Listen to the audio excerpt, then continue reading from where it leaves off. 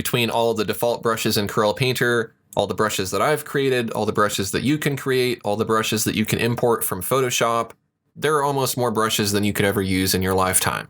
Okay, maybe that's an exaggeration, but there are a lot of brushes.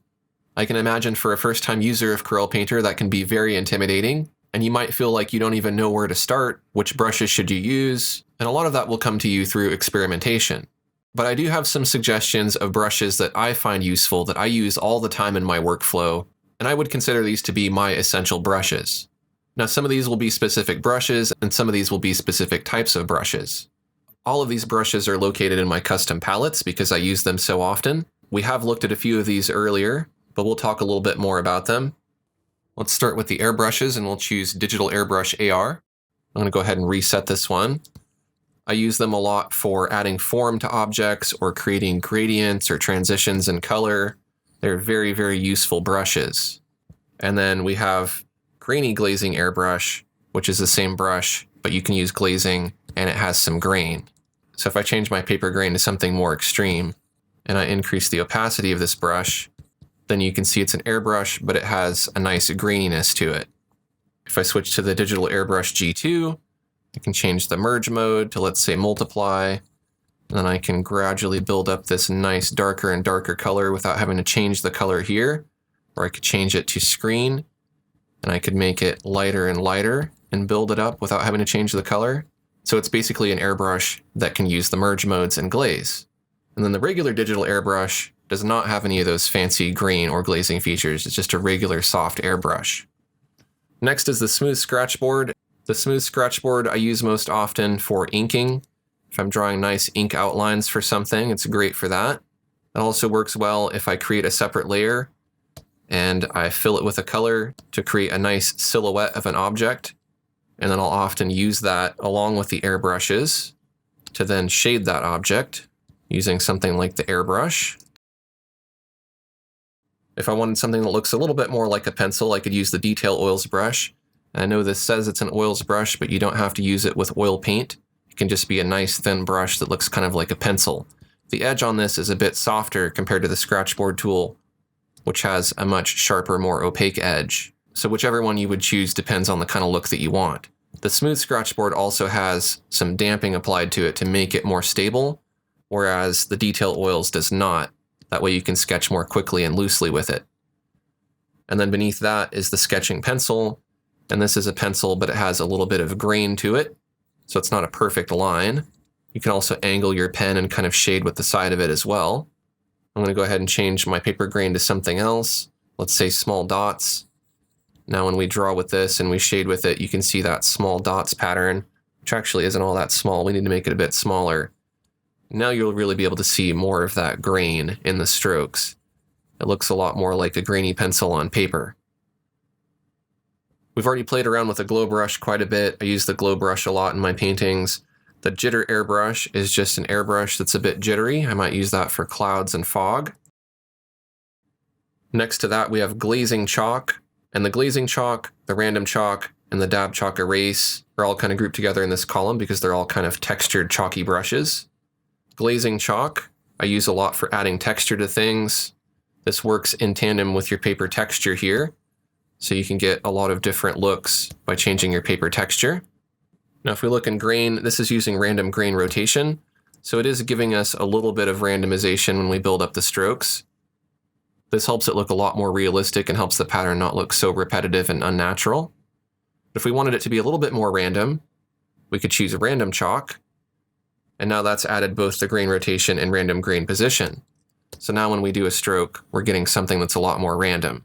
And so I might use this for something like creating trees or bushes, whereas I might use the other one, the glazing chalk, just for adding texture on top of something if I wanted to create a rocky texture.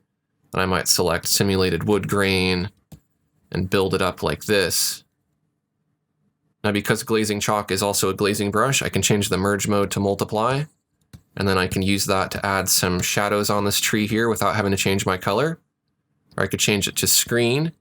I could use that same color to add highlights, brighter leaves on this side. So it's a very versatile brush. And then beneath that, at the bottom of this column, we have Dab Chalk Eraser. This is an eraser that's going to be using the dab stencil as the pattern. So if we look in dab stencil and texture, apply dab stencils turned on, it's set to flow map, and it's currently set to the fine dots. If we set that to clouds, then we're erasing like this. So that might actually work better here. We can punch some little holes in between the leaves on this tree. Or we can chip away at the edges of the tree, like so. Next to that, in this column, we have the Sponge G, the Pepper Spray, and the Pixel Spray. These are brushes that make fine little details and textures. Let's start with Sponge G. I'm going to set the opacity up to 72%. Let's do a test stroke, and you can see we get this nice spongy texture. If we make our brush bigger, then that texture is bigger. If we make it smaller, then it's smaller. I use this brush a lot to add textures to things. It works good if you double it up with the glazing chalk here, and you can build these textures up upon themselves to give you even more realistic looking results. I'm going to go back to the sponge. The sponge is also a glazing brush, so again, I can take advantage of the merge mode here to build up the colors lighter or darker upon themselves. We have the pepper spray beneath that, which we looked at earlier. I use this a lot for stars and pebbles and sand. Beneath that is the pixel spray. I use that for very, very fine sand or very, very fine little speckly details. And then we kind of start to get into some more specialty brushes here that don't get used all that often, but I find them handy enough to where I want them to be easily accessible. We have Messy Dab AR, Messy Dab Impasto, and Stencil Flow Map Sponge. So Messy Dab is a glazing brush that has a nice messy dab. It's also a glazing brush, so we can kind of build it up like this. We can also use the merge mode. There's Messy Dab Impasto. This is basically the same brush, but it's going to build up impasto in your stroke. You can kind of see that building up there. It's that nice paint texture. There's Stencil Flow Map Sponge. I'm going to do a test stroke, and you can see I get this nice spongy pattern. This is using both the paper texture and the flow map. So we could change the flow map to fine dots, and then you can see there's a more dotted pattern mixed in with the simulated wood grain. We could change the simulated wood grain to something else, let's say pebble board. Now if we make a mark, it looks like this. So we get a very nice combination of both the flow map and the paper grain together in the same brush.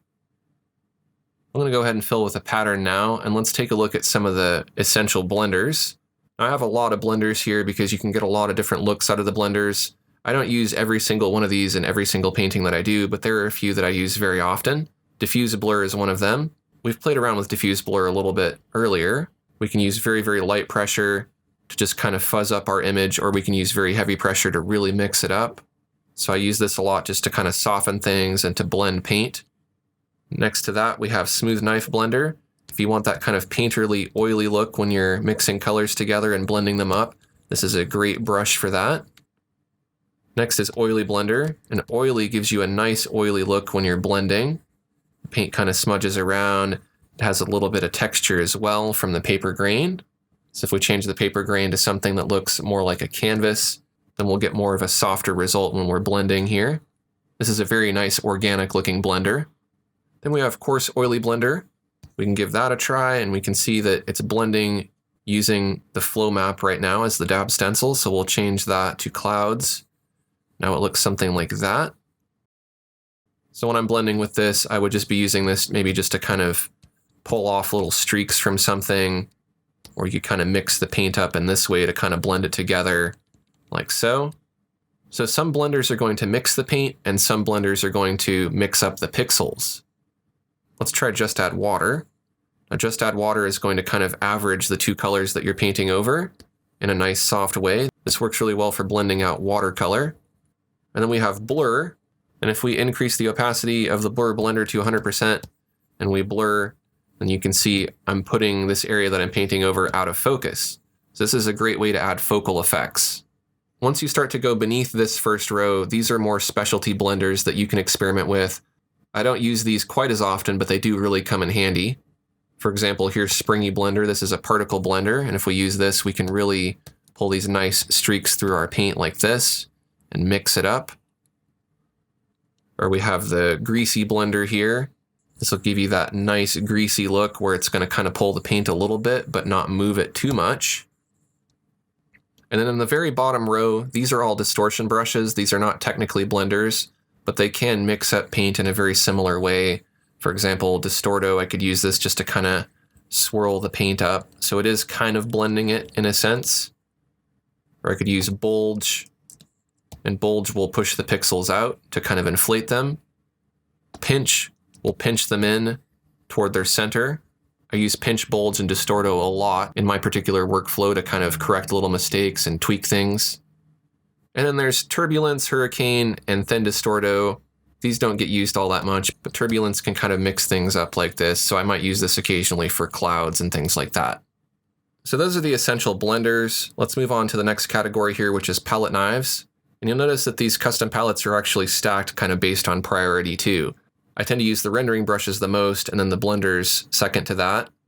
And then after that point, a lot of these are kind of specialty brushes that only get used sometimes. So here in the palette knives, smooth palette knife gets used a lot. We looked at this a little bit earlier. We can add paint, and then as we start to build up the strokes, it starts to run out of paint, and then it becomes a blender. So this works really well for adding paint and blending at the same time. You can see that you can very easily build up this form here of this shape and create kind of a three-dimensional effect without having to switch between a brush that adds paint and a brush that blends. The rest of these are kind of specialty palette knives, and they're becoming a little bit obsolete because they're getting replaced by the thick paint category here, which also contains some palette knives. I'm finding I use thick paint a lot because it's giving me a very specific kind of look. Broken paint is the thick paint brush that I use the most often. It gives me this nice broken paint look. You'll have to have a very specific paper selected here. So we'll go to simulated wood grain, we'll make sure the contrast and the scale are up. And now we get that nice paint break effect. You would use this on mountains or rocks or trees and things like that. I'm using very, very light pressure to get that texture. But this is also a flat palette knife, which means that I can change the angle of the brush. If I have a Wacom art pen that supports pen rotation, I can make a mark that's tall, or I can make a mark that's wide, or I can make something that's diagonal and everything in between. I do have some brushes in the palette knives category that can do that. For example, angled palette knife. You can control the angle of the brush, but it is a little bit jumpy when you rotate from horizontal to vertical. Not quite as bad if you use something like angle knife here in the thick paint. I can go from horizontal to vertical quite easily, and it's a nice smooth transition between the two. Plus I get that nice paint texture when I'm painting. So for me, these thick paint brushes work a lot better for palette knives if you want that nice flat brush effect. If you don't like the thickness of the paint, you can always double click next to the layer and you can take the thickness all the way down, and then it will just be a regular flat brush like anything else. But you might also appreciate the more rigid look of some of these older palette knives.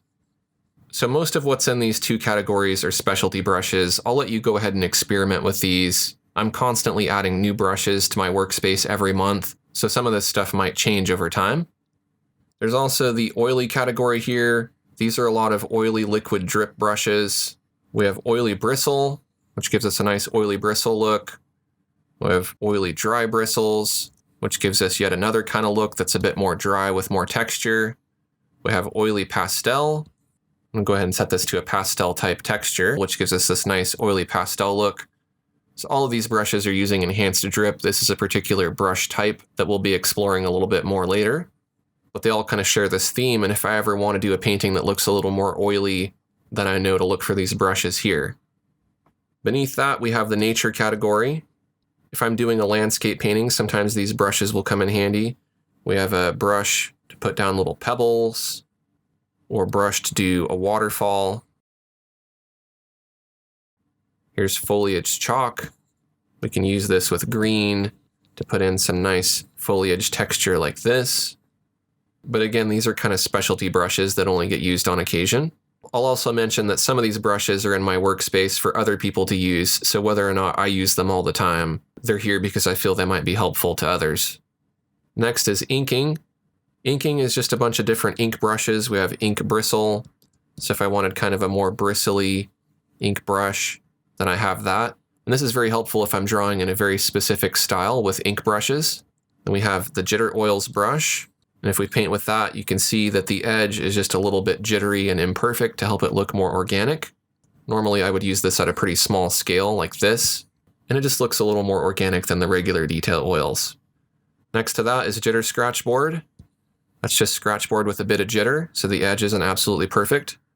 Then we have rough ink. That has jitter as well, but it's more smoothed out, so it just looks like a rough kind of blobby ink line. Again, it just looks more organic, so if I was doing comic art or cartoons, I'd probably want to use that to help my artwork look more traditional and less digital. And then we have variable ink. This is a particle brush, and if we move it around pretty erratically, then it moves around quite a bit on its own. And again, it just looks a little bit more random. And then we have halftone. Now, halftone requires a very specific paper pattern, so if I scroll down here, I have my AR papers that I created. I'll select halftone small, and now when I paint, I'm getting that nice halftone pattern that you would see in old newspapers or comic books. And I can control the scale of that halftone pattern, like so. So these are all brushes that I would use if I were doing a very specific inking style. We have some specialty texture brushes beneath that. For example, there's Texture Airbrush. These brushes can use your texture. So right now the high-tech texture is selected. And if I paint with that, I'm getting an airbrush. Let's try Dab Texture Airbrush now. This is an airbrush that is utilizing the paper grain. Right now it's that contrasty random cracks, but it's also using the flow map. So you can see I get that dotted pattern that I've selected here in addition to the contrasty random cracks, which gives me kind of a broken mud effect. I really like the way that this looks. If I change the flow map to something else, let's say marbled, and I change the paper grain to something else, let's say cane, then you can see I get a completely different looking brush. I might even increase the scale of the cane here, and maybe we can see that a bit better. So these are all brushes that I would use to add layers of texture over objects in my painting. Next is effects, and there isn't really a whole lot that I would use here on a regular basis. These are really specialty brushes that can do a lot of different things. The ones that are black are implying that you should be painting with a dark canvas. So for example, I could fill my canvas with black. I'll select Splatter Glow, and I'll select a dark blue color and paint with that, and you can see how Splatter Glow works. We need a dark canvas in order to be able to see what we're doing. Just as well, I could choose Glow Fractal, and I could put in some of that, and Glow Fractal is a really beautiful brush. We'll want to look in our flow maps here, and this brush is utilizing the flow map. So if we change the flow map to a different flow map, then we get a different pattern here with this brush. So we can get some really, really interesting looking results. This is a glow brush, so of course it builds up on itself and continues to get lighter and lighter. And then beneath that we have watercolor brushes. I don't do a whole lot of watercolor painting here in Corel Painter, but when I do, this is a simple set of brushes that I can get a lot done with. I won't go through all of these brushes here, but you can feel free to experiment with them. We'll be touching on watercolor painting a little bit later in this course, and at that point I'll show you what some of these brushes can do. And then beneath that, we have liquid ink brushes. Again, these are kind of specialty brushes that I might use for specific purposes, but they don't get used all that often. So just to recap, the priority brushes are located up here near the top of all these brushes, and within each palette they're usually located near the top up in the left. So as far as my essential brushes, I would say probably maybe half of what's in this palette here, and then maybe a third of what's in this palette here. So it's really just a handful of brushes that I use for nearly every painting that I create. Of course, there are some paintings that require specialty brushes, in which case I'll use those. There are also my image hose brushes, which I'll use in some paintings. And there's lots of brushes in here, but again, there aren't really too many brushes that I use on a regular basis. The ones that I would use more commonly would be these texture brushes.